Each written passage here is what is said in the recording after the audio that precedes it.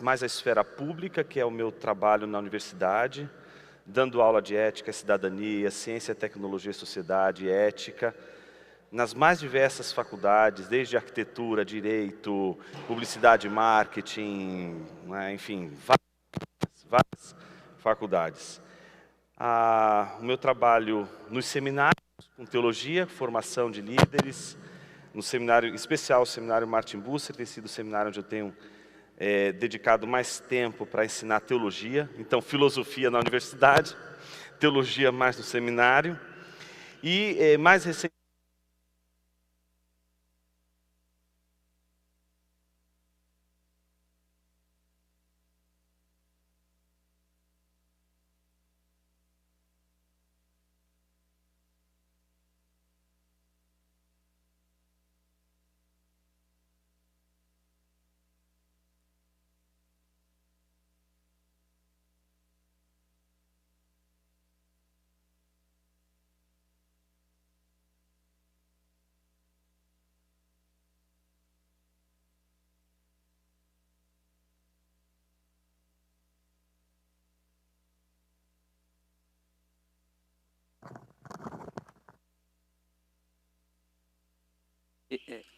Esse é assim, ó. É, desse jeito. É mais fácil esse daí. sim, resolveu.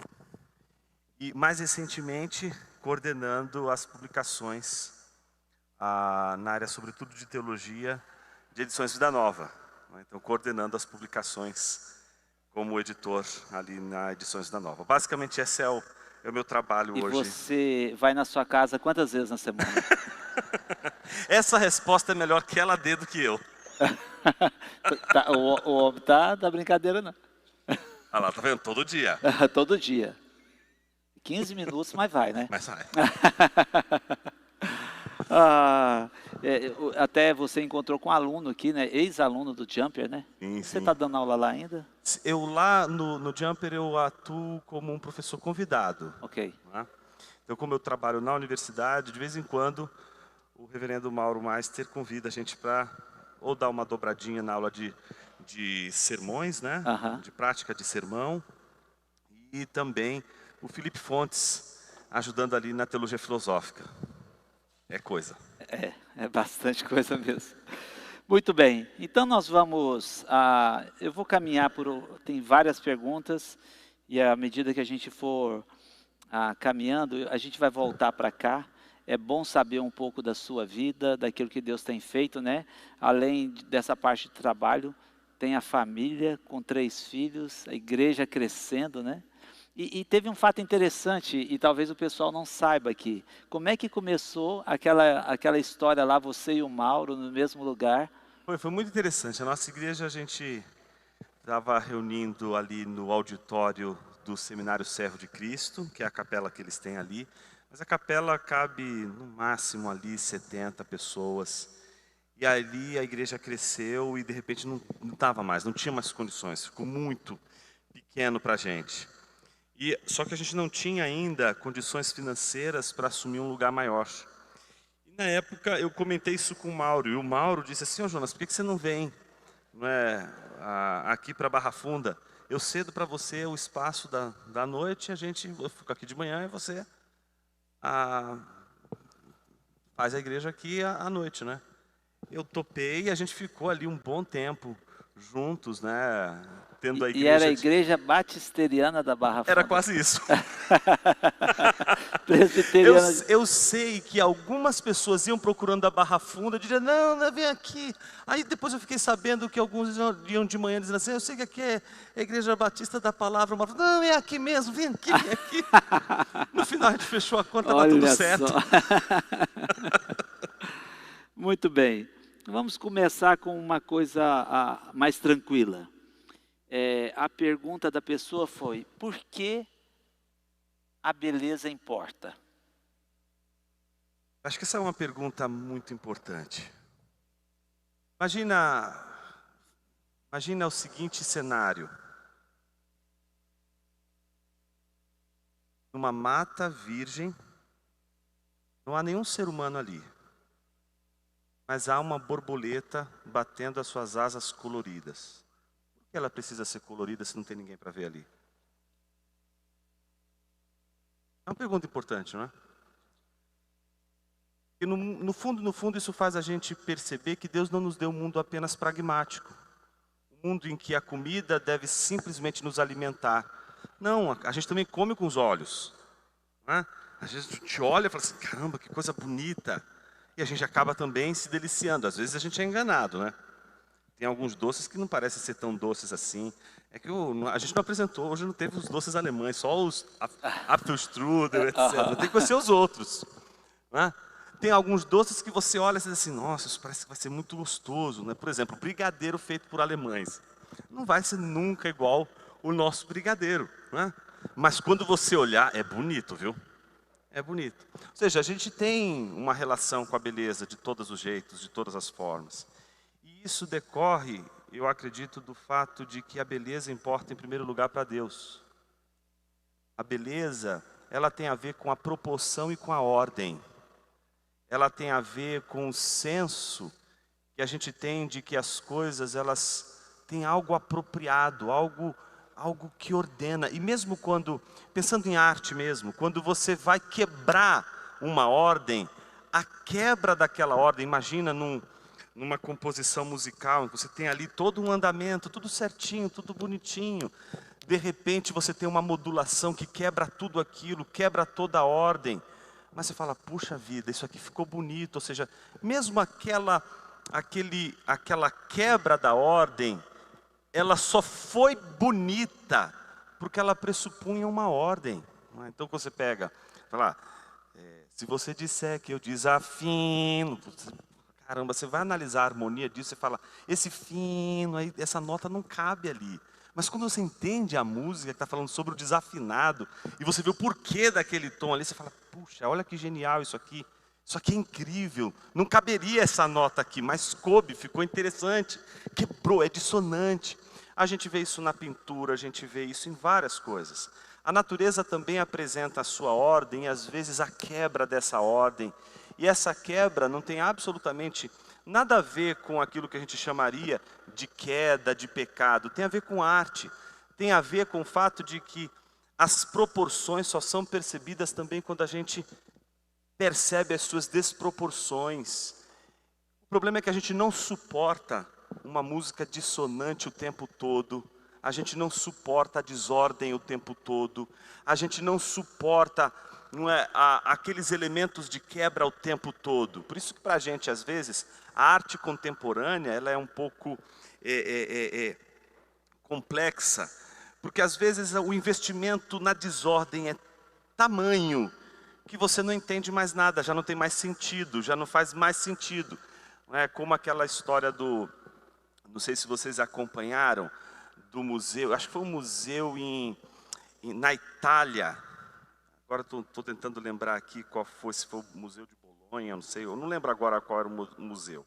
Mas eu posso lembrar depois e informar. Mas a história é muito interessante, porque os curadores tinham feito uma instalação, e o nome da instalação era Fim de Festa. Então o que era? Exatamente um fim de festa.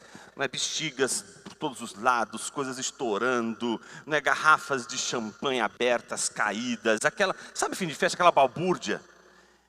E aí no dia seguinte eles fizeram a inauguração da instalação, no dia seguinte eles foram lá procurar a instalação para ver como é que estava e não tinha mais nada lá, estava tudo vazio. Eles ficaram desesperados, meu Deus, roubaram uma obra de arte. Aí pegaram as câmeras para ver quem era o ladrão que tinha feito tudo aquilo, roubado a instalação. Pobre da senhora, que às 6 horas da manhã chegou, olhou, a câmera mostra ela chegando e fazendo. Aí ela vai, volta com um saco enorme, vai jogando tudo ali no lixo, tudo no lixo, tudo no lixo, tudo no lixo. Se escreveu, eu não me lembro agora, não me recordo o nome, mas os curadores escreveram um artigo para explicar como foi difícil quando perguntaram para a senhora onde é que estava a obra de arte. Ela disse, eu coloquei ali no lixo. E aí eles foram procurar e eles disseram que a coisa mais difícil era o que era a arte e o que era o lixo, porque não dava para discernir mais uma coisa entre a outra. Então a desordem, ela tem o seu lugar, mas a plena desordem, ela parece que não faz sentido, não nos capta, alguma coisa foge. Por quê? Porque beleza, ou seja, ordem e proporção importa. Não é qualquer coisa no discurso, numa fala, qualquer coisa que você faça que seja desproporcional, ela vai causar estranheza. Mas às vezes, uma estranheza ali, uma estranheza acolá, provocadas com muito sentido, com muito significado, elas só reforçam a proporção.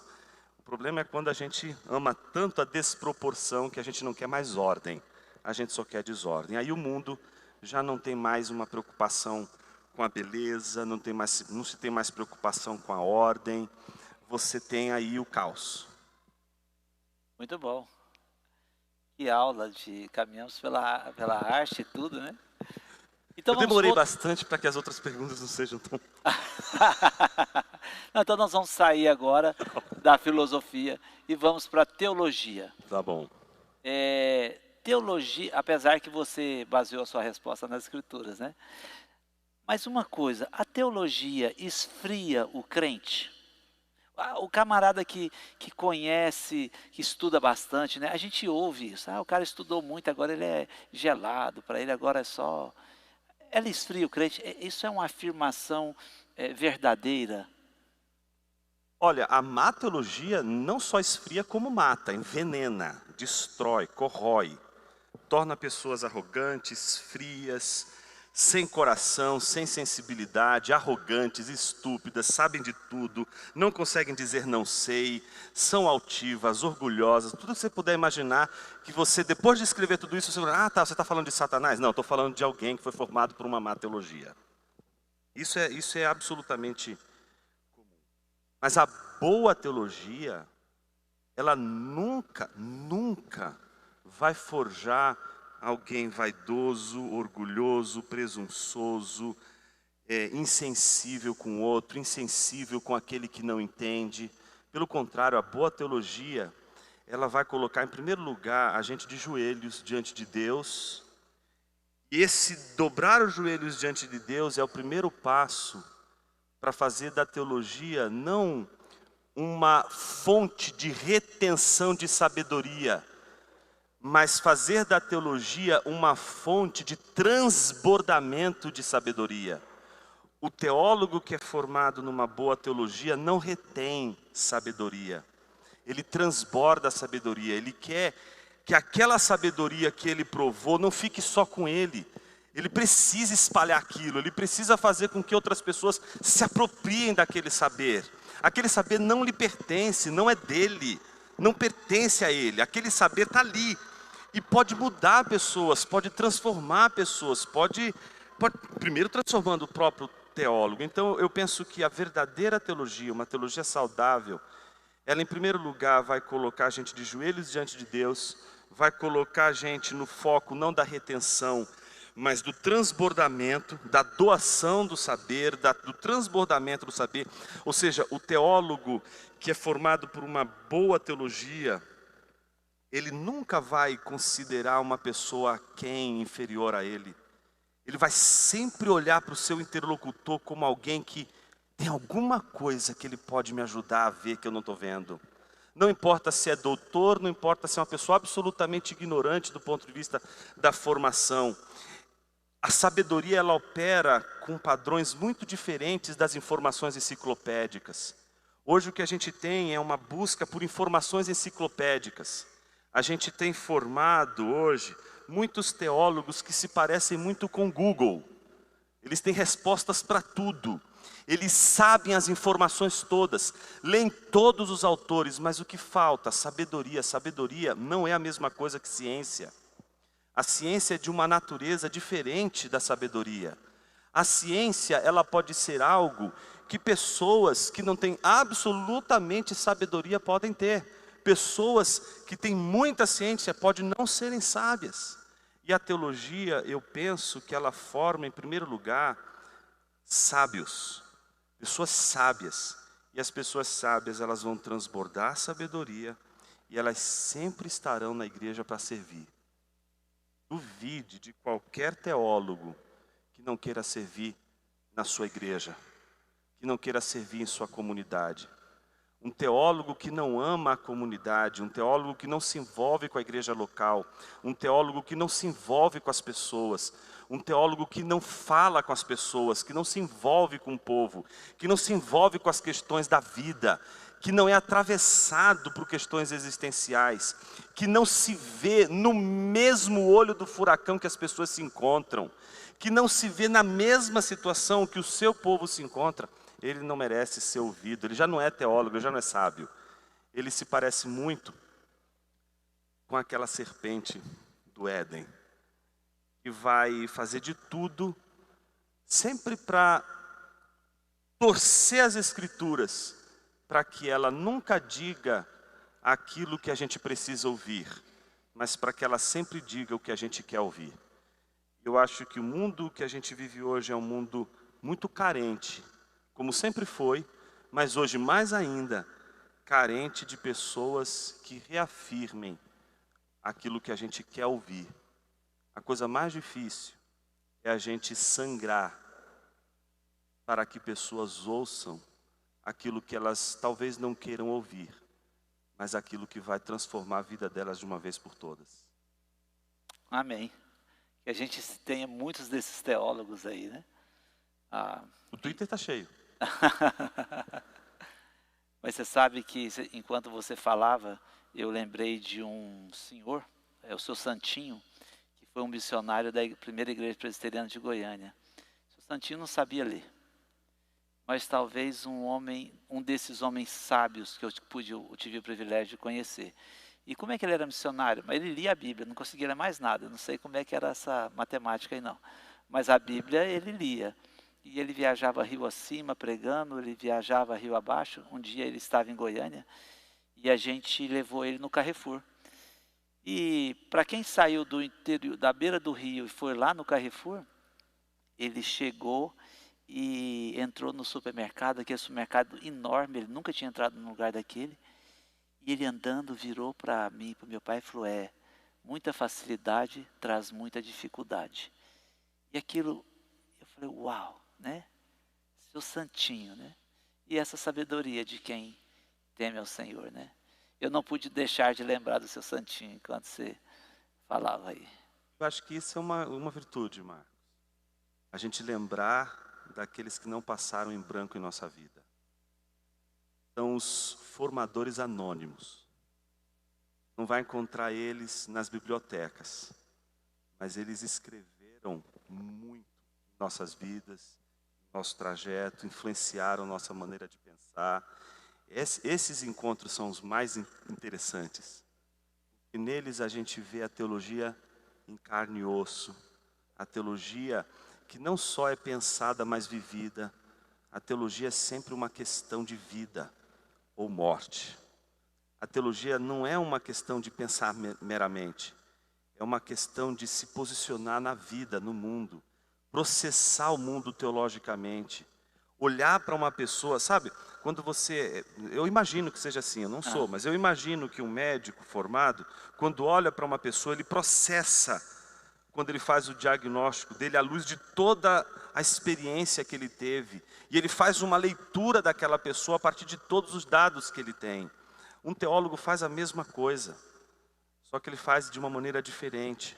Ele faz com as lentes das Escrituras, ele processa a natureza, ele processa a vida, ele processa a vida dele, a vida do outro, a igreja, tudo ao seu redor, à luz das Escrituras. E isso é uma coisa que a gente aprende sempre imitando alguém que fez isso de verdade. Seja ele um teólogo formal, seja ele um teólogo informal. Tenha ele o diploma, não tenha ele diploma algum. Desafio grande e belo, né? Legal. Muito bom. Deixa eu seguir aqui agora. Tem uma pergunta, você falou aí da medicina, do médico. Eu vou por esse caminho agora. Uma pergunta que está aqui. Diz assim, partindo do pressuposto que somos corpo e alma, uma dicotomia aí, matéria e espírito, gostaria de saber qual o objeto de estudo da psicologia, uma vez que os problemas do corpo devem ser levados a um médico e os problemas da alma ao pastor. Resumindo, Se não for um problema biológico, que deve ser tratado por um psiquiatra, por que um pastor não poderia tratar? Uma pergunta muito interessante, eu acho que ela demanda muitos argumentos de esclarecimento em primeiro lugar. Acho que a gente precisa sempre tomar cuidado, não com as dualidades. A Bíblia, ela nos ensina o tempo todo as dualidades. Quais são elas? Luz e trevas, certo? Céu e terra, bem e mal, todas elas são dualidades. Matéria e corpo, ou matéria e espírito, ou corpo e espírito, melhor dizendo, ou corpo e alma, como alguns gostariam de dizer também. Não é que aquilo que é espiritual e aquilo que é material são dualidades. A gente não nega essas coisas não são passíveis de negação. Elas estão aí diante de nós e ponto, não temos como negá-las. As dualidades, elas não são da ordem das ideias. Uma dualidade não é uma ideia, uma dualidade é algo real, está diante de nós. Não é? Alguém poderia até negar e dizer o seguinte: não existe um plano espiritual, o que existe é só o material. Talvez os materialistas caminhariam mais por essa linha de raciocínio. Mas não deixa de ser um pressuposto, não deixa de ser uma maneira de ver o mundo, não deixa de ser uma visão de mundo. Fora isso, dualidades, elas estão aí e não podem ser negadas, ao bem, ao mal e etc. Agora, uma coisa muito diferente das dualidades são os dualismos. Minha maior preocupação não é com as dualidades, porque as dualidades têm respaldo bíblico. O que não tem respaldo bíblico é o dualismo. O que é o dualismo? A ideia de que o mundo está dividido em dois reinos. Um reino que é material e um reino que é espiritual. E que esses dois reinos não possuem nenhuma conexão. Eles estão, na verdade, numa luta. Eles estão numa batalha. Esse dualismo é justamente o dualismo que foi adotado pela maior parte das teologias de batalha espiritual, que criaram uma dualidade falsa, que é a dualidade de Deus e Satanás, não é? Essa dualidade não é real, vocês concordam? Porque o que seria uma dualidade real? De um lado Satanás e de outro lado um anjo bom. Aí você teria um anjo bom e um anjo mau, você teria uma dualidade. Mas quando você coloca Deus do lado de Satanás, você está colocando dois seres absolutamente distintos. Um é criador, o outro incriado, o outro é criado, o outro é criatura. O outro existe por si. Este aqui nunca existe por si, sempre existe por causa de Deus. Se Satanás existe, é por causa de Deus. Então os dualismos colocam, por exemplo, Deus e Satanás numa batalha. Colocam batalhas entre coisas que não estão em batalha, não estão em luta. Ou seja, os dualismos acabam colocando em conflito coisas que Deus não colocou em conflito, como por exemplo o corpo e a alma. O corpo e a alma não estão em conflito nas Escrituras.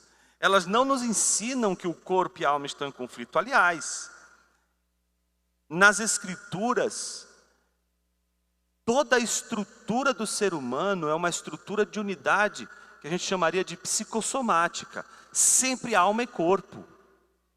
A nossa briga, em especial com as interpretações de alguns ramos das igrejas ditas evangélicas, e que alguns até consideram como seita e como heresia, e eu acho que há uma possibilidade de se enxergar assim como heresia, é a ideia, por exemplo, de que há uma separação da alma do corpo, e essa separação ela é tão brutal, tão brutal, tão brutal, que o corpo, a pessoa pode ter a sua alma independente do corpo, como se isso fosse algo plausível. Para o reino de Deus não existe isso não. Para o reino de Deus, imagine o seguinte: se a gente fosse levar a ferro e fogo.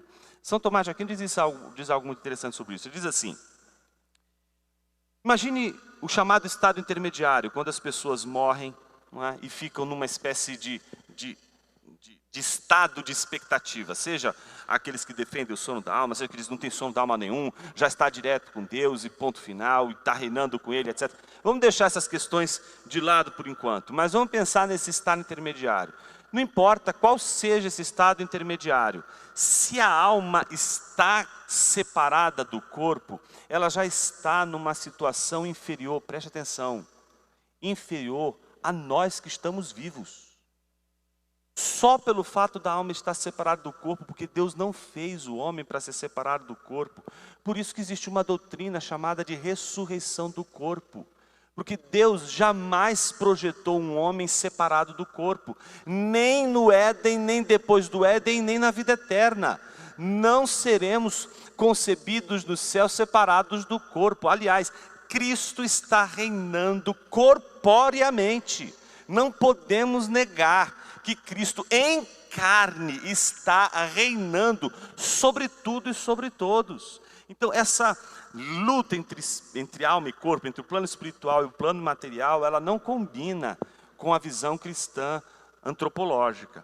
Na antropologia cristã, alma e corpo, elas estão debaixo da bênção de Deus e elas representam a perfeição da criação de Deus.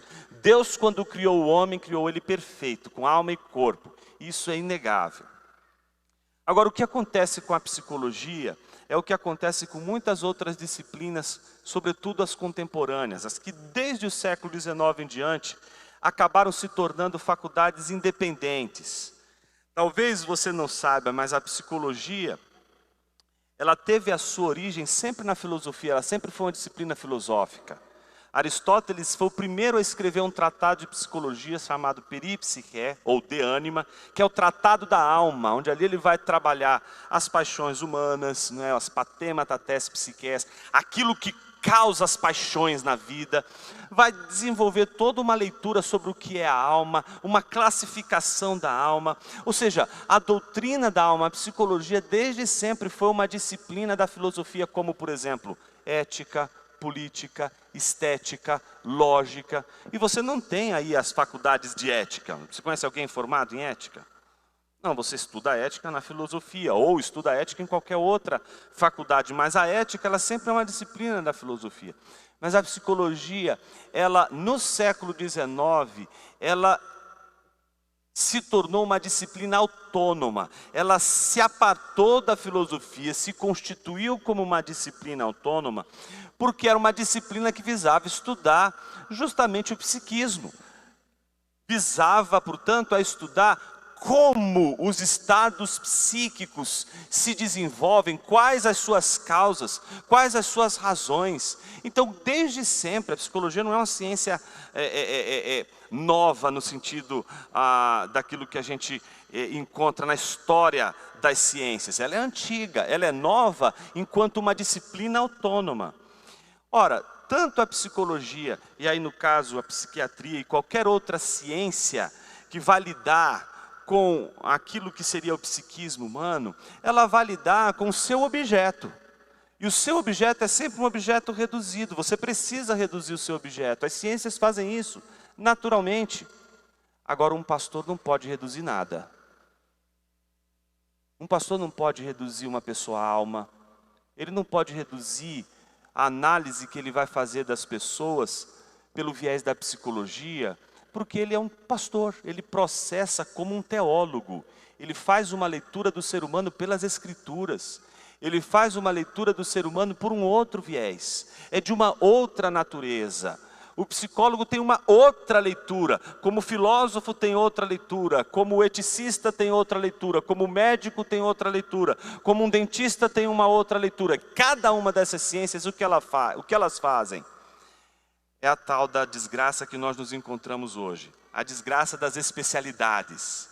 Nós nos tornamos especialistas em partes do ser humano, mas um pastor não vai cuidar das partes de um ser humano, ele não foi chamado para cuidar das partes de um ser humano.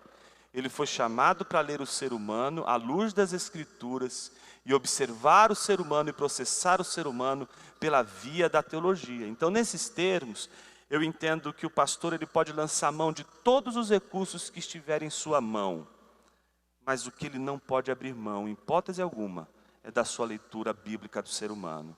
Então, nesse sentido, não importa para o pastor, e não faz sentido para um pastor separar uma pessoa entre espírito ou alma e corpo, algo espiritual e algo material, e dizer assim, olha, faz o seguinte, você se preocupa, você faz isso lá com o médico e comigo eu vou cuidar da sua alma. Não, ele vai cuidar do todo, ele vai ver várias áreas da vida. Ele vai se preocupar em pregar o Evangelho, em anunciar o Evangelho e lidar com aquilo que é mais importante na vida de um ser humano, que é o seu coração. Um pastor é um leitor do coração. Ele tenta ler o coração e ele lê o coração, não à luz da sua observação, porque ele não pode observar o coração humano. Ele faz a leitura do coração humano por aquele que lê o coração humano e traduziu isso nas Escrituras. Ou seja, ele lê o coração humano à luz de como as Escrituras apresentam o coração humano e oferece nada mais, nada menos do que uma pregação. O pastor foi chamado apenas para pregar, ensinar. Ensinar, pregar. Pregar, ensinar. Ensinar, pregar. Esse é o único chamado dele. E eu não entendo que filósofos, psicólogos, médicos foram chamados para pregar. Eu acho que essa competência é única e exclusiva do pastor. Amém. Muito bom, obrigado. Seguindo ainda, agora pensando sobre, acho que talvez alguma coisa que você, ou uma crítica que você fez, tem assim, em relação à crítica que o senhor faz sobre músicas com expressões do tipo, esvaziar-me de mim. E o texto de Filipenses sobre o esvaziamento de Jesus tem o seguinte questionamento. Há mesmo erro doutrinário em músicas como me esvazio de mim? Não poderíamos usar a mesma expressão, ainda que conscientes de que são tipos de esvaziamentos diferentes? Isto é, enquanto o esvaziar de Jesus seria tornar-se homem a fim de se fazer servo, o esvaziar do homem não poderia significar o esvaziar da sua humanidade caída, especialmente no que se refere ao orgulho, para agir como servo? Essa pergunta ela tem a ver com uma abordagem que a gente fez no capítulo 3 do Inteligência Humilhada, quando a gente explica ali a passagem de Paulo, quando vai tratar da doutrina do kenosis, ou a doutrina do esvaziamento de Cristo. E ali o que a gente tentou mostrar foi que esse versículo muitas vezes é usado como base bíblica para o nosso esvaziamento. E o que eu tentei mostrar foi que esse versículo não pode ser usado com base no esvaziamento. Porque o esvaziamento ali pertence só a Cristo, porque Cristo é Deus. Então, Ele que precisa se esvaziar. Nós não somos Deus. Nós somos seres humanos. A única coisa que a gente tem que fazer é aquilo que nós, por natureza, podemos fazer, e Jesus só pôde fazer depois que se esvaziou, que é servir a Deus. Jesus, ele preenche o requisito para servir a Deus, que é o esvaziamento. Nós, seres humanos, já estamos na condição desse esvaziamento. Não somos esvaziados do poder de Deus. Não somos e não temos o poder de Deus. Então, o que a gente faz? A gente serve a Deus, a gente é servo de Deus e ponto. Então, essa foi a defesa ali. Só que muita gente ficou chateada, dizendo, poxa, Jonas, eu gostava tanto de cantar na igreja, eu quero me esvaziar, porque eu acho que isso tem um sentido para mim. E não tem problema nenhum, irmã, pode cantar. Segue o jogo.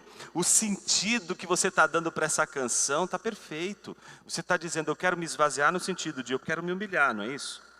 Perfeito, pode continuar cantando, mesmo sabendo que você já está humilhado, mesmo não cantando. Tá? Eu só quero que você tenha consciência de que você não se humilhou quando você cantou. Antes de você cantar, você já estava em humilhação. Você só precisa saber disso. E quando você disse assim, eu vou me esvaziar. Não, filho, você já estava esvaziado.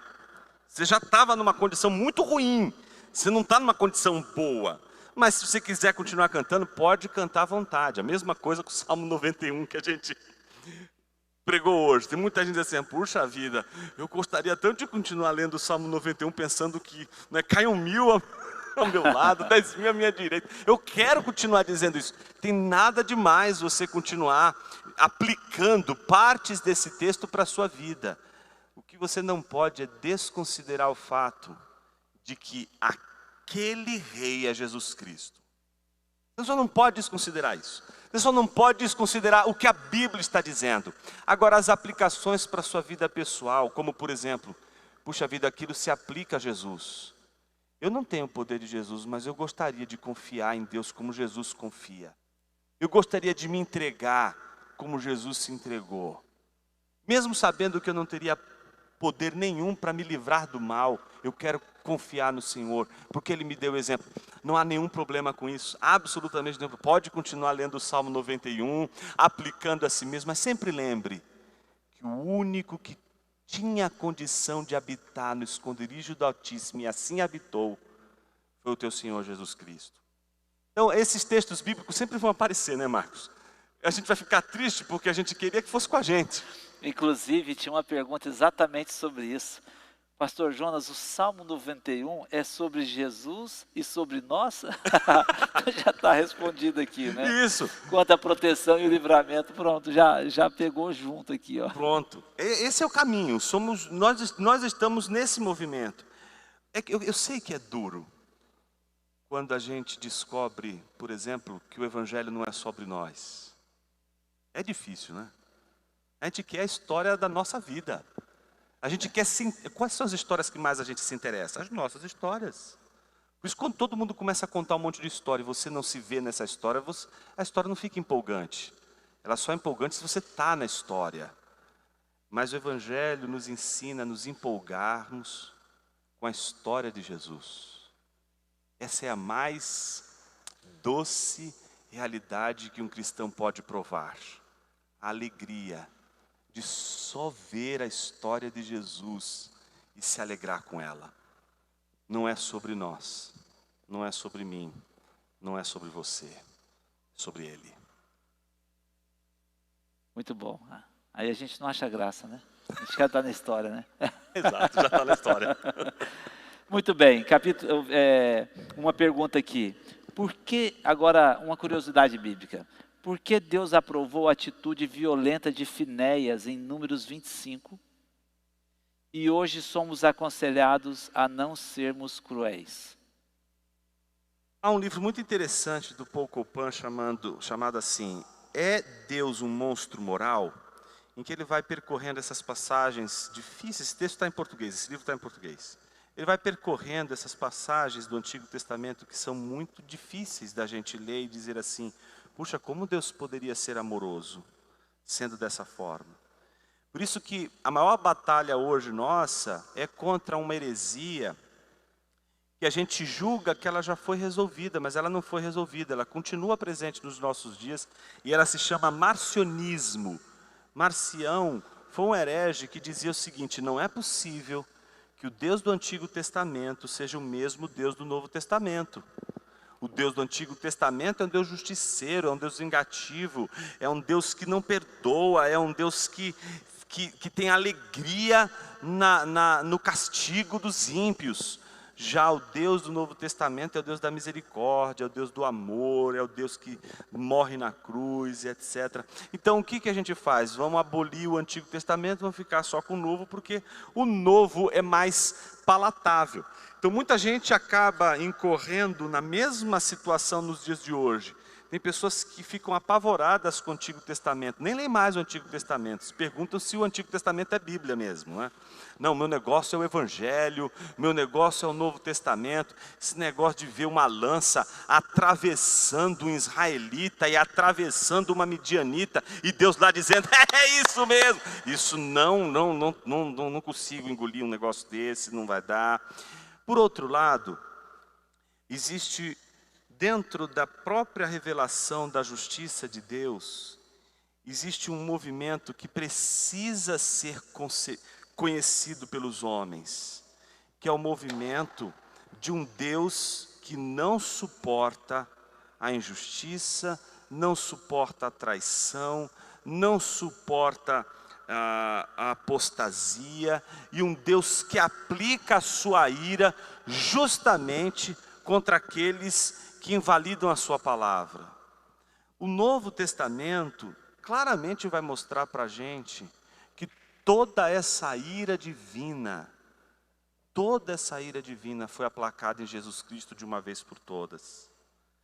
Por isso, Não ler o Antigo Testamento e ler só o Novo é como se a gente quisesse pregar o Evangelho, que é uma boa notícia, sem antes anunciar a má notícia, sem antes anunciar o juízo, sem antes anunciar aquilo que compete à natureza justa de Deus, e que, às vezes, na nossa leitura, parece ser uma leitura, parece uma imagem de um Deus vingativo, quando na verdade é um Deus que não comunga com a traição, que não comunga com a apostasia, que não comunga com o mal. Então, boa parte das nossas leituras acabam sendo leituras que não só são temerárias, não só são ligeiras, como também desconsideram a necessidade do entendimento de que o próprio ser de Deus vai sendo revelado ao longo das Escrituras, e só é possível quando a gente entende todo o percurso dessa revelação que vai do Antigo Testamento até o Novo, e que essa ira toda de Deus ainda está presente, e ela é resolvida de uma vez por todas em Jesus. Não estamos lidando com um Deus que não tem ira com relação ao mal, Ele tem. Mas estamos lidando com um Deus irado e que colocou toda a sua ira em Jesus. Todas as vezes que nós imaginamos os castigos que poderiam ser claramente colocados, impostos sobre nós, e vemos eles em Jesus, nós estamos enxergando que aquele que é o Deus do Antigo Testamento, que não suporta o mal, é o mesmo Deus do Novo Testamento. E a mesma ira que foi derramada no Antigo Testamento é derramada no Novo Testamento, na pessoa de Jesus Cristo. E essa compreensão, ela precisa ser enfatizada em nossos dias, porque só assim a paz com Deus faz sentido. A paz com Deus só faz sentido quando a gente entende que na nossa inimizade com Deus havia uma luta. E essa luta de Deus conosco, que implica na nossa destruição pela poderosa mão do Senhor, foi interrompida.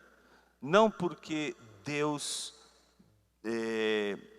não quis mais derramar sua ira sobre nós, mas porque Jesus se colocou em nosso lugar.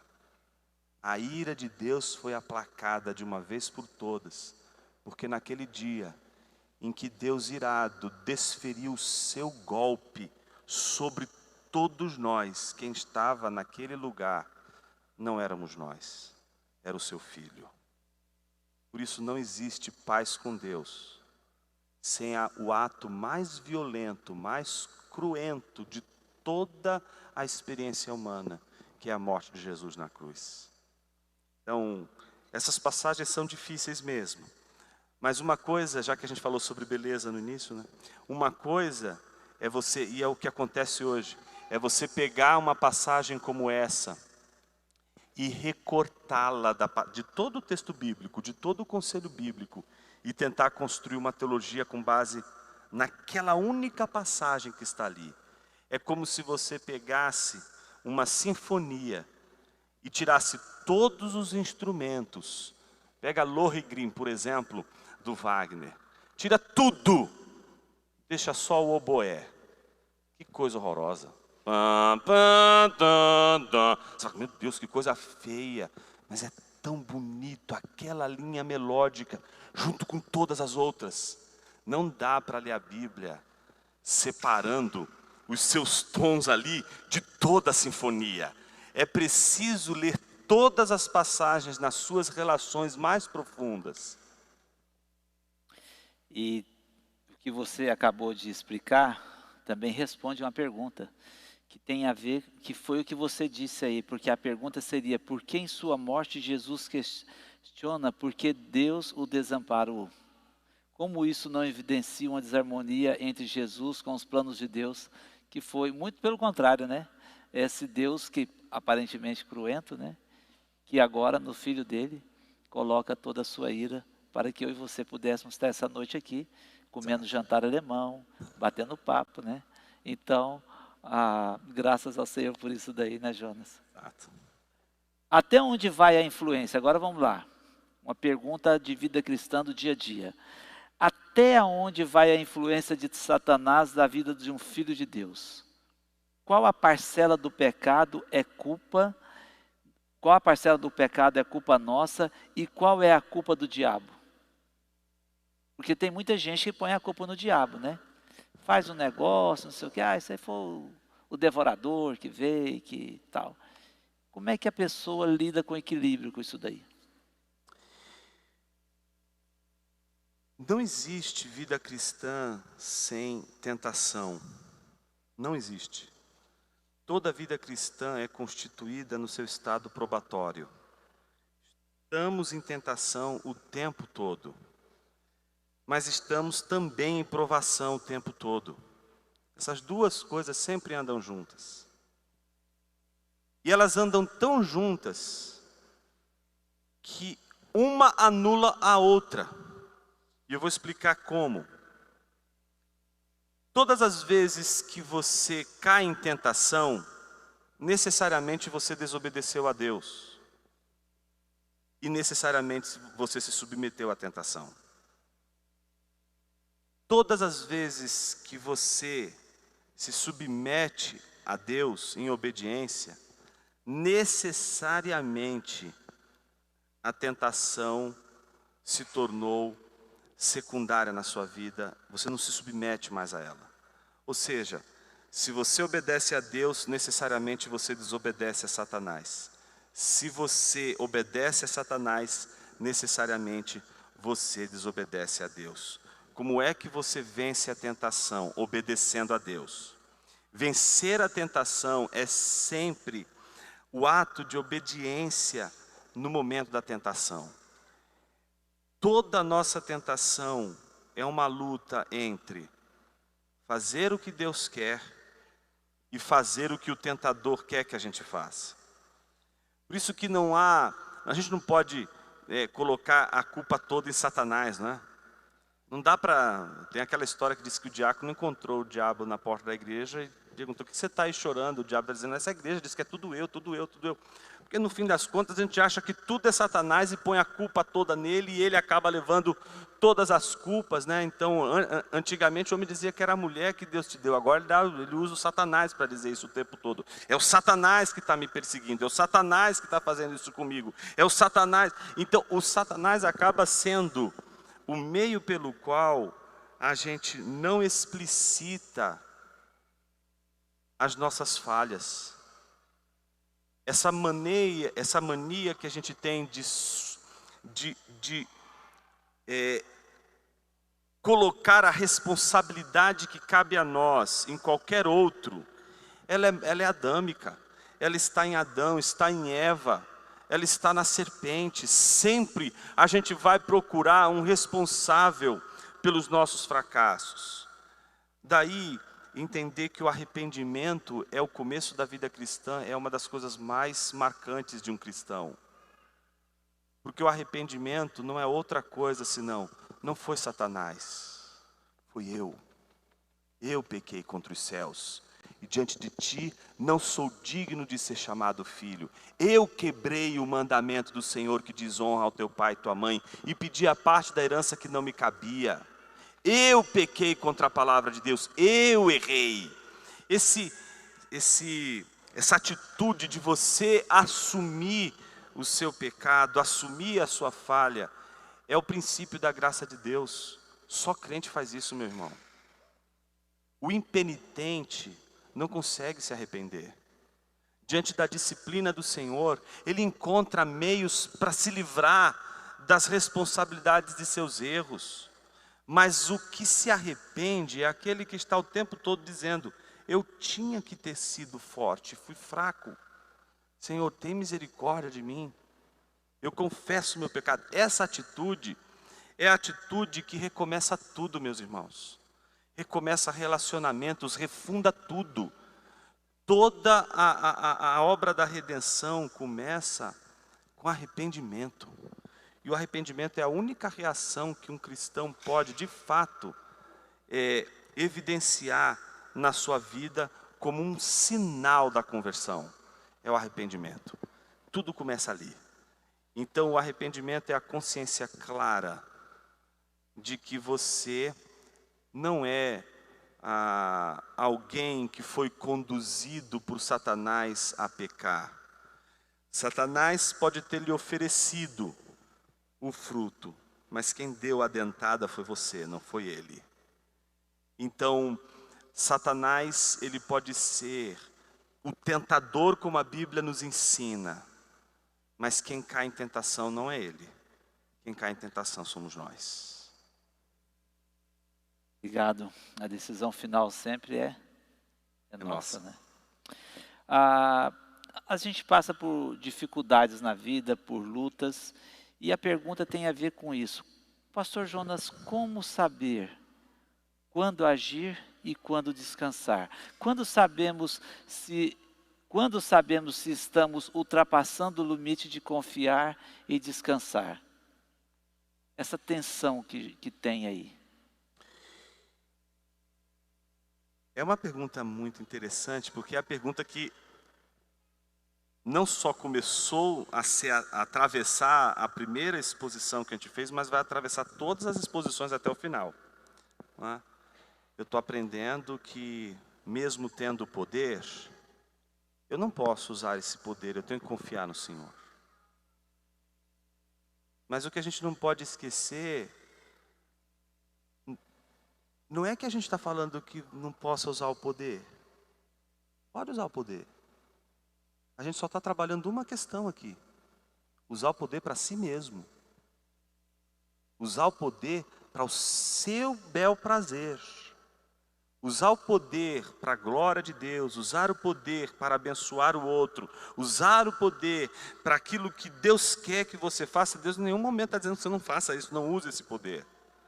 O que a gente está trabalhando é o uso do poder para nós mesmos, para o nosso próprio benefício, para a nossa própria alegria, como se o poder que nos foi dado fosse o poder que nos fará felizes. E o que a gente está querendo mostrar ao longo desses sermões é de que isto não é verdade. Deus não nos deu um poder para nos fazer felizes, porque é Ele o poder que nos faz felizes. Ele é que nos faz feliz. Agora, o poder, quando a gente usa para nos fazermos felizes, é como se a gente estivesse dizendo que o ônus de toda a felicidade, mais uma vez, está nas nossas mãos. Somos nós que nos fazemos felizes ou não. Somos nós que decidimos o caminho que nos fará felizes ou não. E o problema todo está no fato de que todas as vezes que a gente fica centrado em usar o poder para nos fazermos felizes, nós não conseguimos descansar. Porque é como se um abismo chamasse outro. O tempo todo a gente vai querer fazer alguma coisa para nos fazermos felizes. A gente não consegue tirar os olhos de nós mesmos, nos auto-esquecermos e descobrirmos que o deleite e o prazer não está nesse movimento de interioridade, mas no movimento de exterioridade, é de descobrir Deus, e não de descobrir nós mesmos. Esse descobrir Deus, não é meramente você saber quem Ele é você se voltar para Ele, se deleitar no Senhor. Parece uma coisa meio óbvia, mas boa parte daquilo que a gente tem chamado de deleite do Senhor nos nossos dias, será que a gente poderia dizer com todas as letras que há um deleite no Senhor? Ou há um deleite nos nossos prazeres, um deleite nas nossas vontades? A coisa mais engraçada que tem é quando a gente quer dar um presente para alguém, não é? E aí a gente descobre que a gente não está dando um presente para alguém, a gente está se dando um presente. Porque a gente não quis dar o presente que a pessoa queria. A gente quis dar para a pessoa o presente que a gente gostaria de ganhar. Isso é frustrante, não é? A pessoa está querendo uma coisa tão simples, mas é o que ela quer. Mas, não, você é grandiosa. Você merece o maior de todos os presentes. Aí ela está dizendo assim, não, eu quero essa aqui, me dá isso aqui, eu quero só isso. Não, você merece Mas a pessoa só quer aquilo, não é você, é ela. Então, o deleitar-se no Senhor não é deleitar-se naquilo que você gostaria de sentir, mas é naquilo que Deus está se deleitando. A pergunta-chave é: onde está a alegria do Senhor? E por que a minha alegria não está ali? Por que eu só consigo ter alegria na satisfação dos meus desejos? É aí que a gente descobre, na vida cristã, que é possível deleitar-se, mesmo quando os nossos desejos não são satisfeitos. Quando o objeto do nosso deleite é Deus, a gente consegue descansar, a gente consegue desfrutar. E eu vou parar por aqui, porque esse é o sermão de amanhã. Eu estava aqui já entrando nele, eu pensei, rapaz, mas que coisa gostosa de ouvir isso aqui, né? Que verdade, esse deleite no Senhor. E é tão difícil para nós isso, né? É algo simples, como você disse, mas é algo que a gente luta tanto, né? E eu fico pensando se é porque é simples ou se tem a ver com o coração meio que é tão enganoso que eu quero dizer que eu deleito, mas eu quero delimiar esse deleite e não confiar exclusivamente É que eu acho, Marcos, que a gente é cético demais com relação à felicidade quando nós não estamos no centro dela. A gente não acredita que é possível ser feliz se doando para alguém. A gente acredita que a gente só vai ser feliz se a gente gastar todo o nosso poder para nos fazermos felizes. Até o dia que a gente descobre que, caramba, a felicidade não está em viver só para mim. É possível ser feliz em viver para um outro, em servir um outro. Caramba, foi isso que Jesus fez. Então, a alegria, o prazer, o deleite, quando ele é exteriorizado, não é só interiorizado, a gente descobre valor em coisas preciosas que Deus colocou no meio do nosso caminho, que a gente me faz pensar de muito vista. no casamento, né? Sem dúvida. A gente quer ver o outro, fazer o outro feliz, mas desde que ele não entre eu e o meu desejo, né? Claro. Se ele entrar, aí o pau quebra. Muito bem, pastor Jonas. Uma pergunta que tem a ver com a mensagem, eu creio que hoje de manhã, que perguntava como se refugiar e se esconder no Senhor na prática.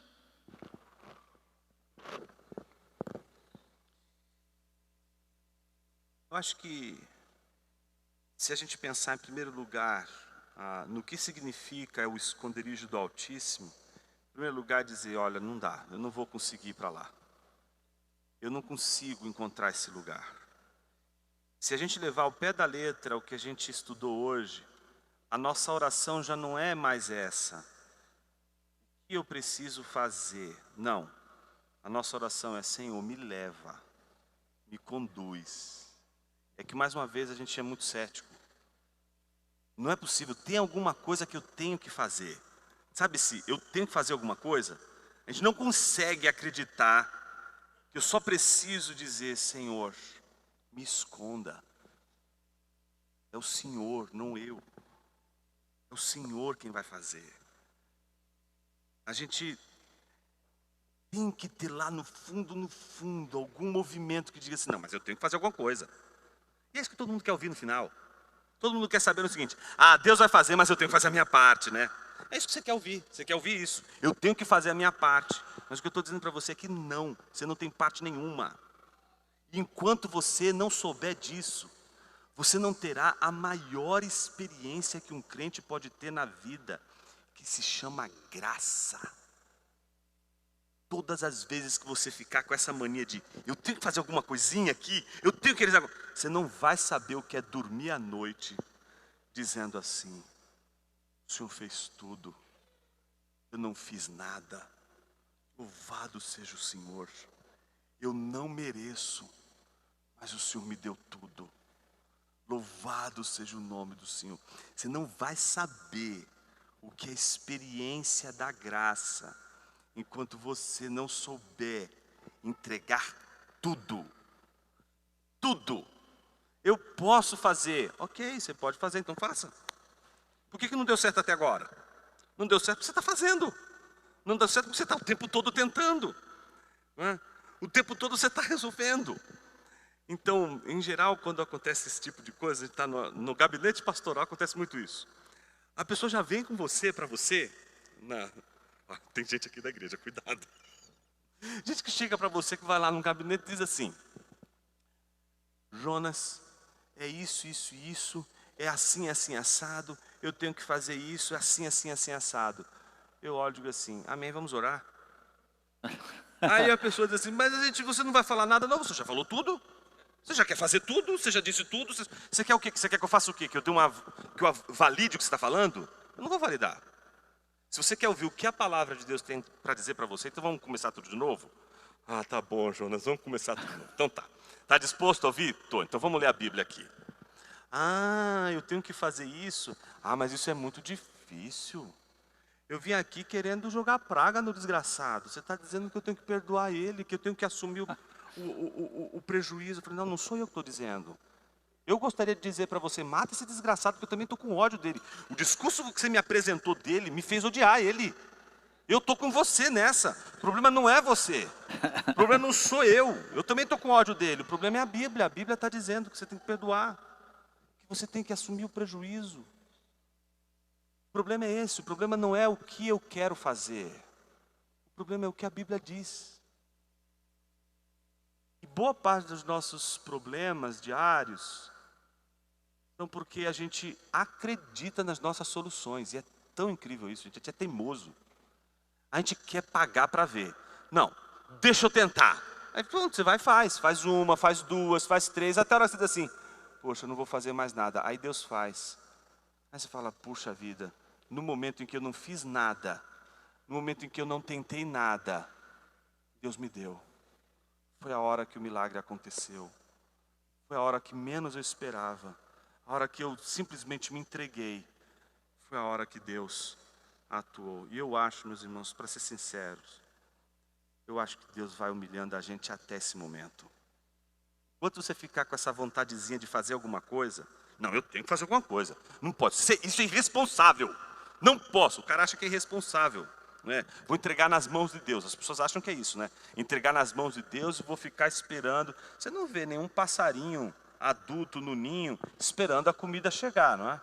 Então, quando Jesus disse: observe as aves dos céus, vejam, Deus dá comida para elas. Deus não está dizendo que Deus vai lá para o passarinho adulto dar comida para ele. Está dizendo que esse passarinho, ele vai andando e vai encontrando ao longo do caminho tudo que Deus preparou para ele. Ele faz, claro que ele faz, ele tem o seu dia a dia, ele tem aquilo que ele precisa fazer. O que está em jogo aqui não é o que ele precisa fazer, é a solução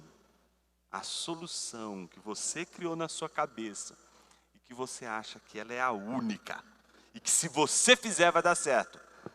Bom, faça. Veja se vai dar certo. Talvez não dê certo. Talvez dê certo. E mesmo dando certo, sabe qual vai ser? A frustração é: deu certo, mas sabe aquela batalha de pirro? Aquela batalha de pirro é a batalha que você vence, mas morreu um monte de gente do lado. Você conseguiu o que você queria, mas perdeu esposa, perdeu filhos, perdeu emprego, perdeu tudo à sua volta. Mas você fez o que você queria. Está vendo? Salvei. Não, você não salvou. Você destruiu tudo ao seu redor, porque você não confiou no Senhor. O que a gente está falando não é de crentes irresponsáveis, que simplesmente vão ficar parados e dizendo: eu vou dormir aqui e esperar a coisa acontecer. Não, o que a gente está falando é trocar as nossas soluções pela confiança no Senhor. Você não sabe o que vai acontecer no dia de amanhã.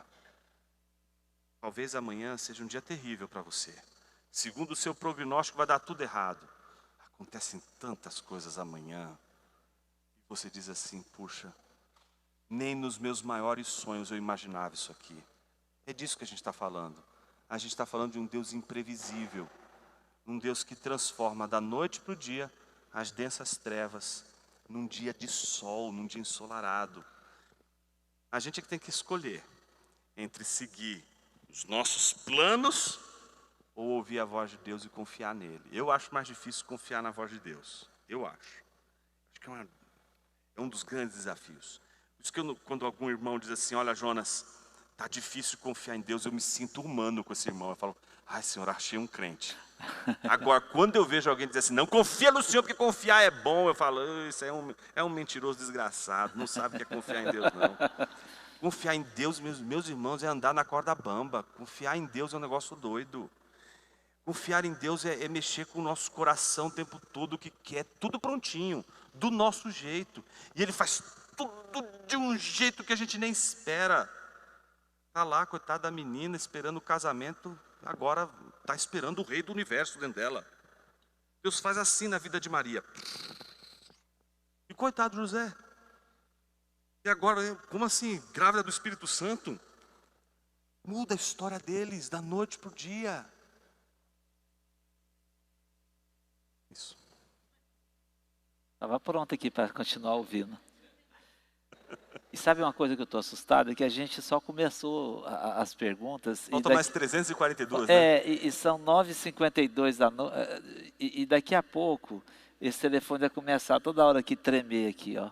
Falando assim que tem criança pendurada já por aí e coisas do tipo. Mas vamos fazer o seguinte.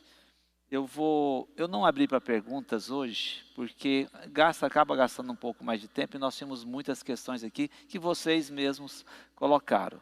Então eu estou tentando caminhar por aqui. Eu vou fazer uma pergunta que é uma dúvida talvez pessoal e na verdade tem duas que são assim. Uma tem a ver mais com a vida pessoal da pessoa e outra com a igreja. Ele pergunta como deve ser a busca de uma igreja pelo Espírito Santo em termos de experiências carismáticas, liberdade de culto, etc. O que seria um nível saudável? Essa é uma boa pergunta.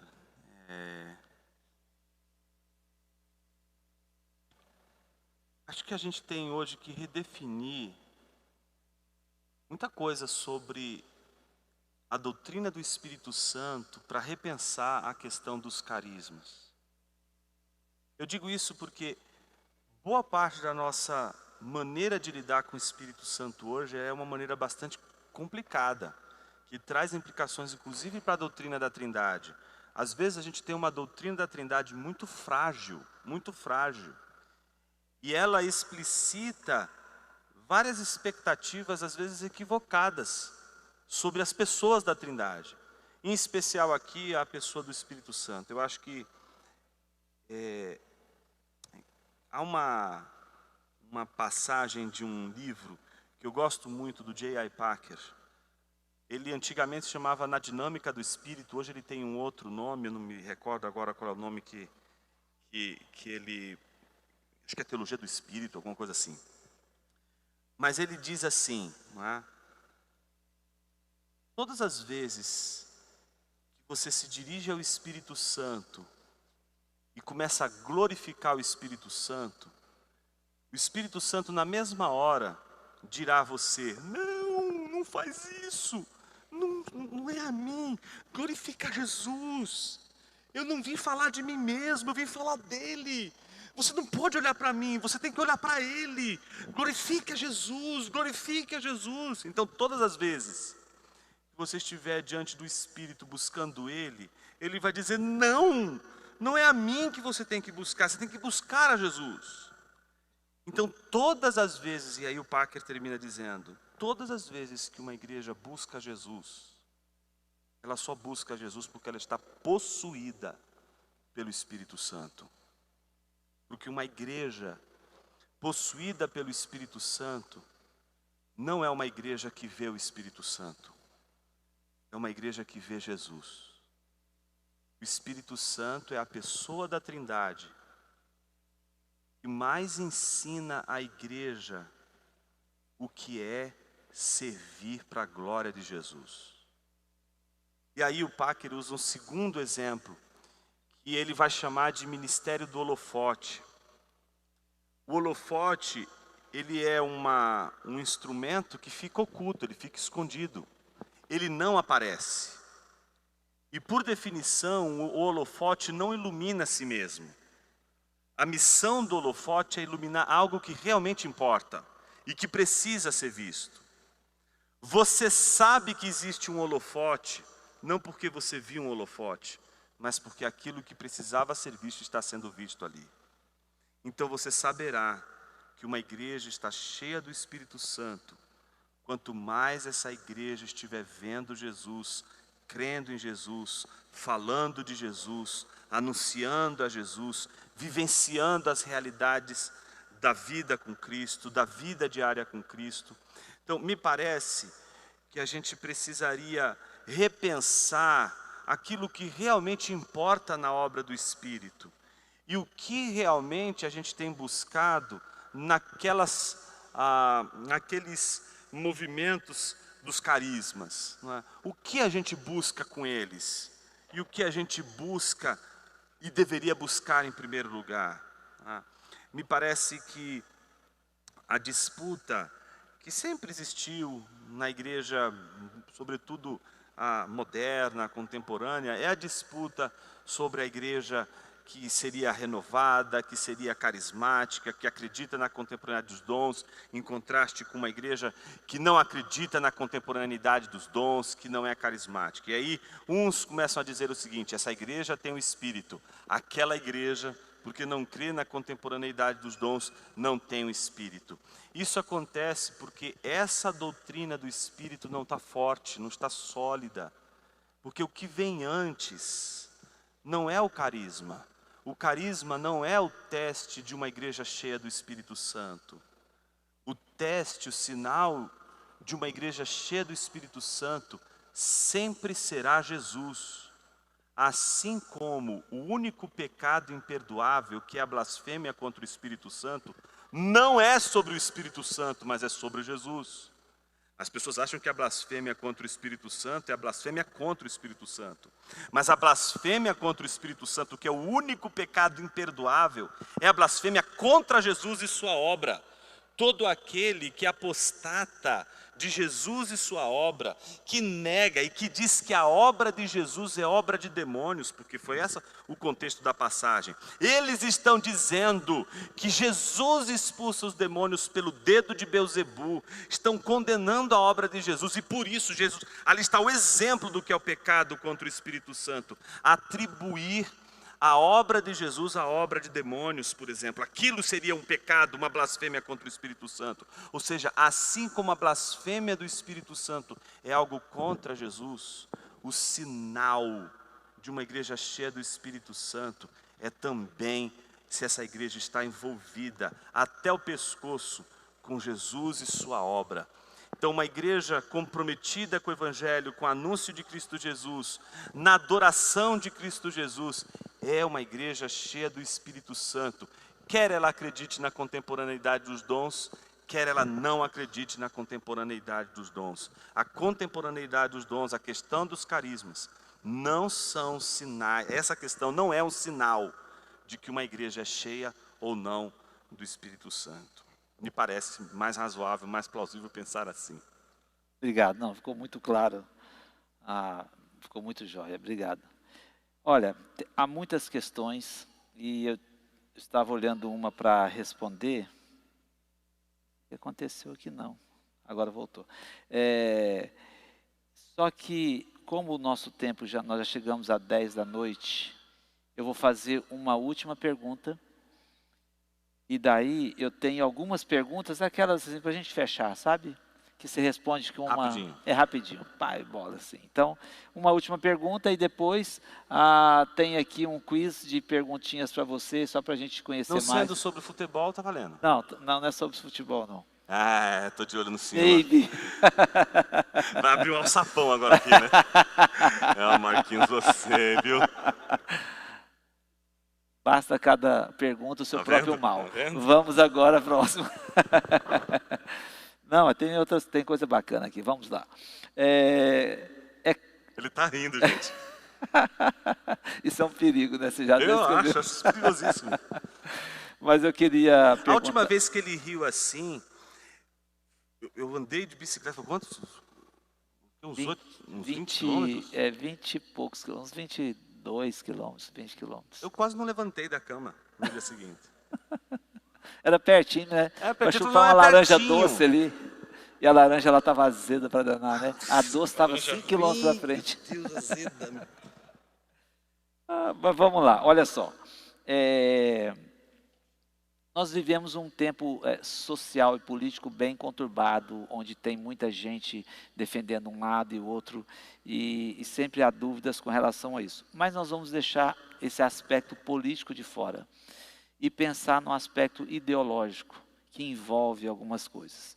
E uma pessoa perguntou que é cada vez mais comum nós vermos pessoas abraçarem, vestirem essa camisa do socialismo.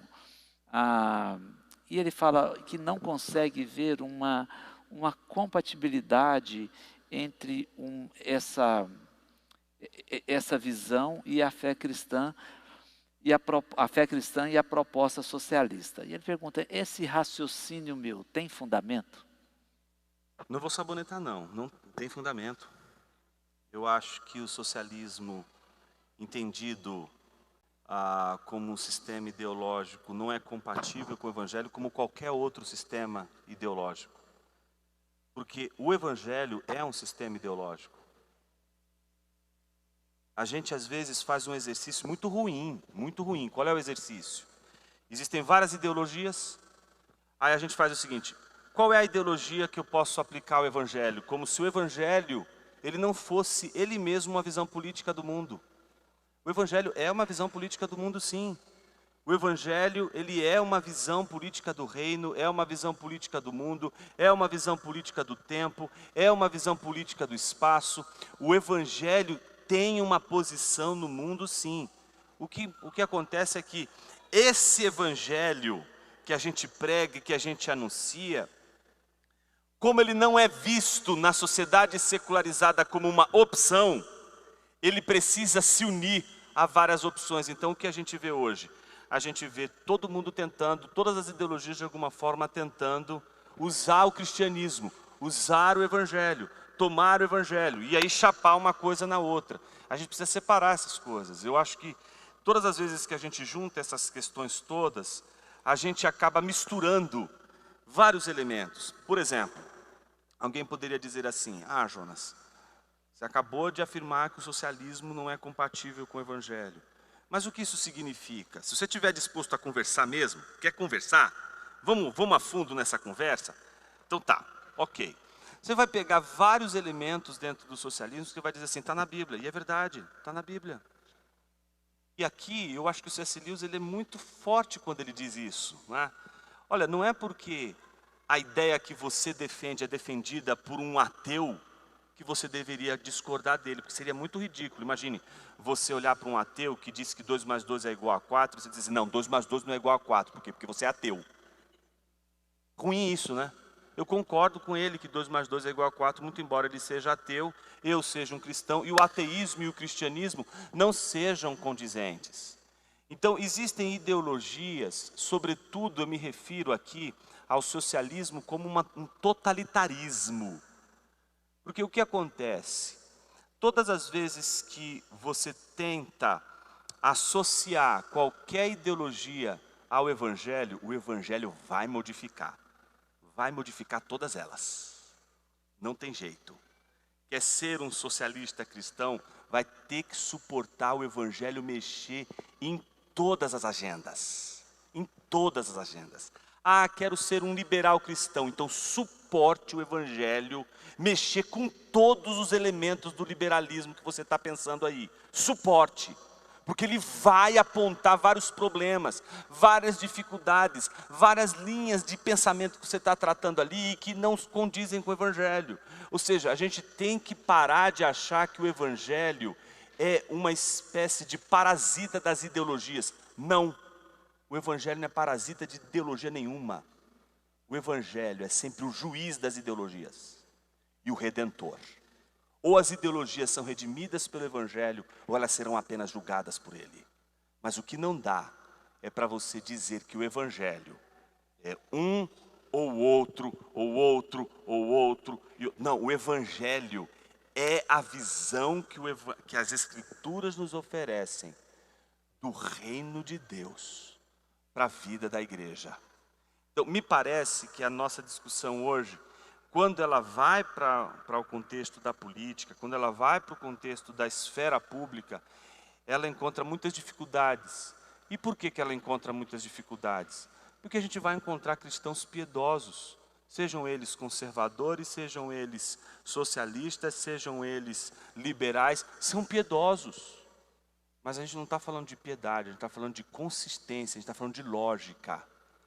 Quando a gente fala de lógica, meus irmãos, não dá para você partir de um pressuposto materialista e no final você quer encontrar Jesus. Você não vai encontrar Deus no final. Se você parte do materialismo, se você parte de um fundamento ateísta, você não vai encontrar Deus no final. É lógica, é pura lógica. Agora, se existem cristãos nas mais diversas representatividades ideológicas, isso não está em xeque. E que eles são piedosos, isso também não está em xeque. Tem muito cristão piedoso em diversas áreas, em diversos contextos. Não estamos questionando a piedade, estamos questionando pressupostos. Todas as ideologias têm pressupostos. O que a gente precisa é julgar, não à luz dos nossos gostos, das nossas aparências, do que a gente acha que é certo, mas do que a Bíblia diz. E a Bíblia ensina muita coisa sobre o tempo, sobre a história, sobre prosperidade, sobre generosidade, sobre justiça social. Ensina muita coisa. Aliás, será que a Bíblia fala de justiça social ou será que a Bíblia fala de uma outra justiça? Que não é só social, mas é cósmica. Tem tanta coisa para a gente estudar, mas eu acho que às vezes a nossa discussão, ela se torna uma discussão muito mais de briga de torcida. E aqui eu estou conversando com vocês uma situação que eu tenho muita dificuldade. Se você me perguntasse para mim, Jonas, você consegue falar sobre isso com facilidade? De jeito nenhum. Eu louvo a Deus por causa da minha esposa, porque ela já me livrou de cada confusão na internet. Eu já quis entrar, meus irmãos, assim, sabe, endemoniado lá dentro. E ela, tá amarrado. Ela que me segurou. Aí eu comecei a falar, não, você tem razão. Para que eu vou entrar? Por que eu vou entrar em discussão? Por que eu vou brigar? O que eu vou ganhar com isso aqui? Não vou ganhar nada, vou perder um irmão. Mas tem uma outra coisa. E essa outra coisa me é muito cara. Existem pessoas que foram chamadas por Deus para debater na esfera pública. E elas têm que fazer isso. Mas existem pastores que foram chamados por Deus para atuar numa outra esfera. E todas as vezes que esses pastores vão entrar nessa esfera do debate, eles acabam se enfiando em situações muito constrangedoras.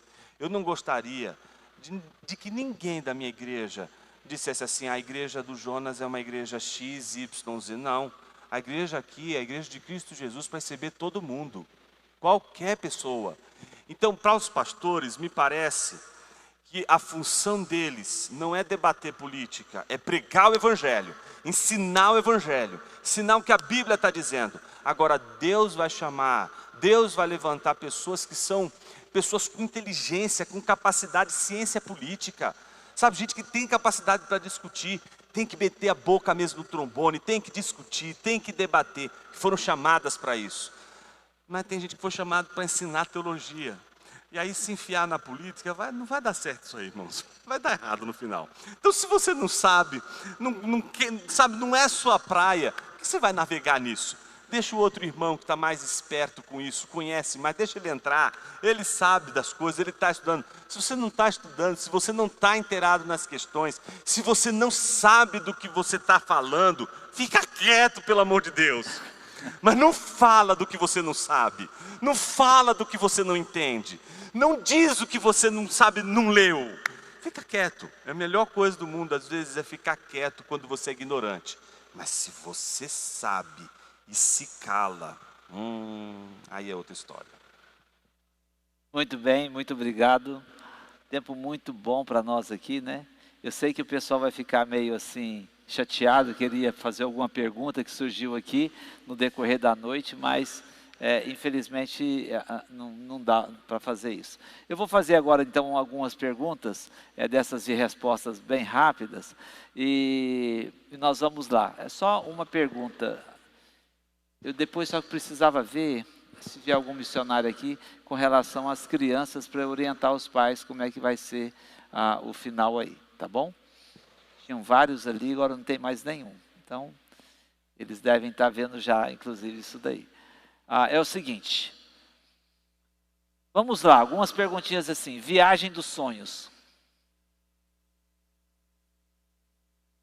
Israel. Já foi? Não. Não? Legal. Então é uma que pode ser aí. Churrasco ou comida japonesa? Comida ou uma japonesa. outra? Comida japonesa? Olha só. Seu pregador predileto? Você sabe, né? Eu vou contar. Por que eu gosto de comida japonesa? Eu odiava a comida japonesa. Odiava. Sério mesmo. Não conseguia comer. Aí, lá em casa é assim. A gente não pratica muito essa coisa do livre-arbítrio. Lá em casa é assim. Ou você é palmeirense, ou você pode procurar um outro caminho para seguir na vida. Outra casa, outra família, etc. Mas a Ju é São Paulina. E aí eu tive uma missão. Olha aí, ó. Eu tive uma missão. A missão foi de converter minha esposa. Não é? Não, você não sabe da missa um terço. Eu sei que não poderia falar isso no ambiente evangélico, mas enfim. Ela disse assim para mim. Eu perguntei para ela, o que eu faço para você virar palmeirense? Ela falou assim, coma 10 refeições no restaurante japonês comigo.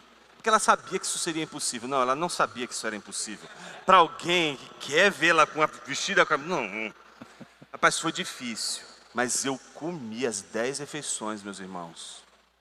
Aí ela me veste a camisa do Palmeiras um dia, mas no dia seguinte continua torcendo para o São Paulo. O problema é que depois dessas 10, eu amei comida japonesa, não consigo mais me livrar desse negócio. Ela continua São Paulina. E eu continuo tentando encontrar um meio de convertê-la. Mas já usa a camisa... Mas observem, hoje ela está muito bonita e elegante. Olha a cor da calça.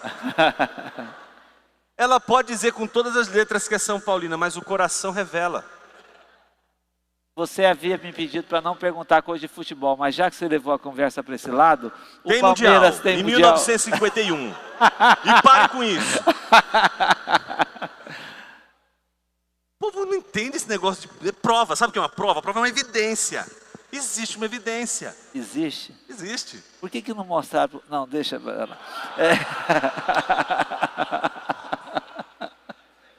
A gente tem a chance agora de ser bi. Ah, é?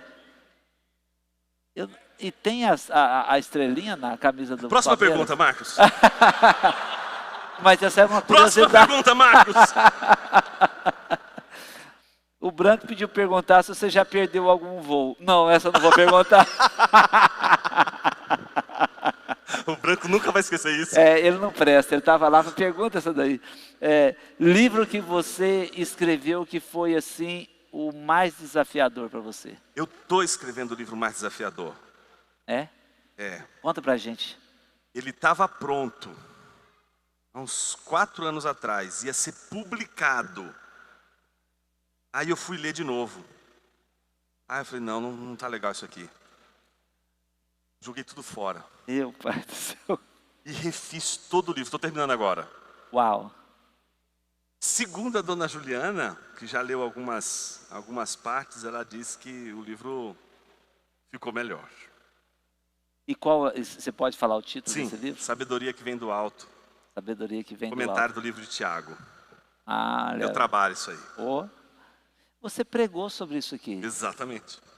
É verdade. Foi muito joia mesmo. Você fez a relação com Provérbios? Foi, com Jó. Com Jó.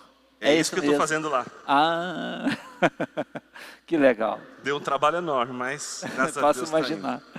E escuta, você não quer aproveitar e falar quais são os seus livros aqui agora? Porque está chovendo mesmo, ninguém vai sair. Então fala para nós aí do seu... Não tinha essa conotação maldosa que saiu daquele meio ali, ó. Também não. Mas quais os livros que você tem, o pessoal tem para poder saber, ler, conhecer? Eu escrevi um livro que é uma introdução à filosofia em 2008. Ele é bem básico, mas ele tem a intenção de explicar filosofia para quem quer estudar teologia. Então vem os primeiros ensinos, numa linguagem bem acessível, essa foi a proposta. O segundo foi o livro que mais me deu trabalho, que é o Inteligência Humilhada, e o que mais me surpreendeu, porque meu objetivo era usar aquele livro para estudantes de teologia. Quem vai entrar no seminário precisa saber, o que precisa ter em mente antes de fazer o seminário. Era esse o objetivo. E ele extrapolou o seminário. Hoje o leitor do Inteligência Humilhada não é só quem está na teologia. Eu tenho tido encontros muito interessantes com pessoas das mais diversas áreas, não são da teologia e que estão lendo o livro, e que tem sido um diálogo muito interessante. Então esse é o segundo. Eu dei uma pausa nele porque, na verdade, ele é uma trilogia. Ele é o primeiro volume, faltam mais 2 volumes que a gente vai lançar ao longo aí do tempo, né? Aí a gente lançou o Custo do Discipulado, que na verdade foi um ensaio.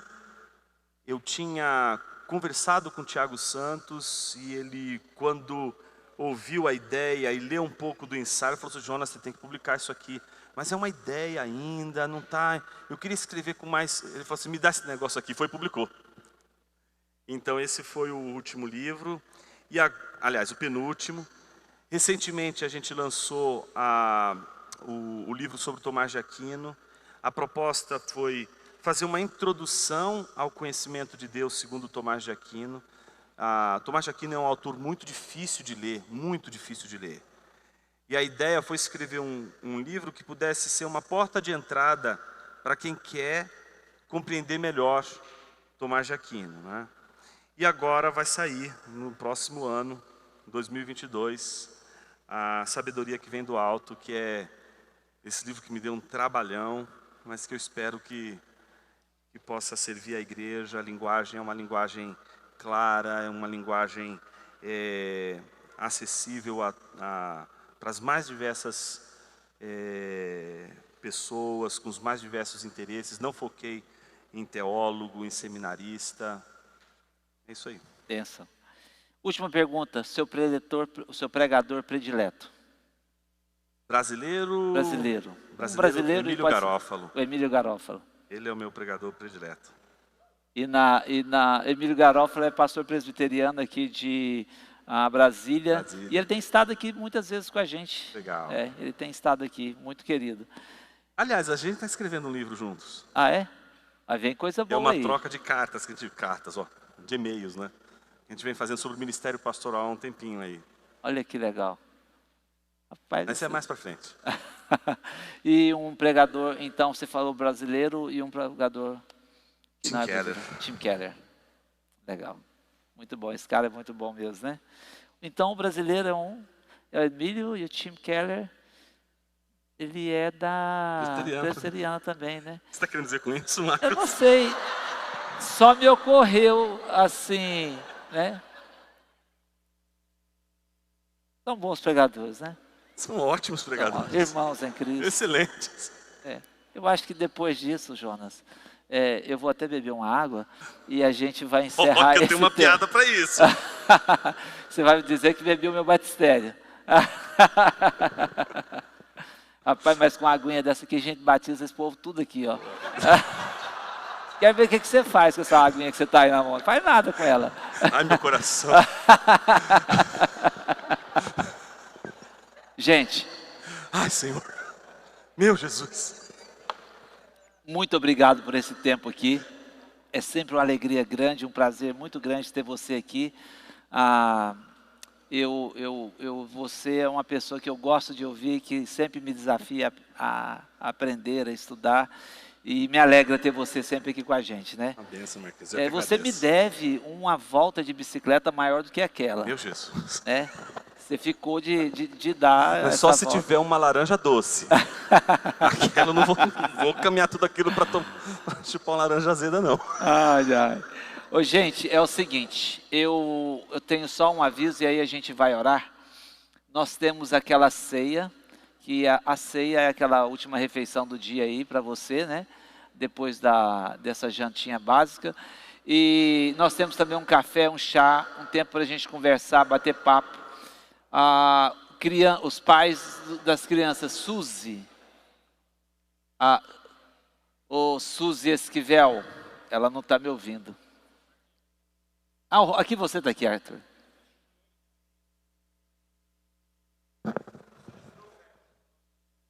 Tá bom. Vocês vieram entrega a domicílio, com medo de não entregar. Então tá bom. Então, pais, por causa da chuva, os meninos estão aqui e os juniores na sala aqui embaixo, tá bom? Vamos terminar esse tempo orando? Eu quero orar, agradecendo a Deus por essa conversa boa que a gente teve, né? Tempo que a gente é edificado enquanto bate um bom papo, né? Vamos orar? Pai, nós te agradecemos muito por essa noite. Te agradecemos pela tua palavra que é tão rica e nos traz tanta sabedoria, que nos aponta o caminho, que mostra, ó Pai, que nos coloca no devido lugar. E é um lugar, ó Pai, bom de estar. É o lugar que o Senhor planejou para que andássemos nele, um lugar onde o Senhor nos faz pessoas que têm um gozo pleno, porque não se baseia naquilo que é fugaz, que passa, mas na verdade eterna do Senhor e da Tua Palavra. E nós te louvamos por isso. Obrigado porque fomos relembrados disso essa noite, enquanto conversávamos. Obrigado por tudo que o Senhor tem dado ao Teu servo Jonas, em meio a tantos desafios que o Senhor tem dado a ele. Que o Senhor o mantenha fiel ao Senhor, fiel à Tua Palavra, com tantas responsabilidades, com tantas oportunidades, que ele, aonde o Senhor tem colocado, seja bênção. E assim também como cada um de nós, ó Pai, que estamos inseridos em tantas realidades distintas, mas que o Senhor nos use, a fim de que nós possamos ser sal, a fim de que possamos ser luz, aonde quer que o Senhor tem nos levado. E nós te louvamos, agradecemos a noite gostosa e louvamos ao Senhor no nome de Cristo Jesus. Nós oramos, ó Pai, no nome dele. Amém. Jonas, muito obrigado. Muito bom, viu? Obrigado mesmo. Queridos, assim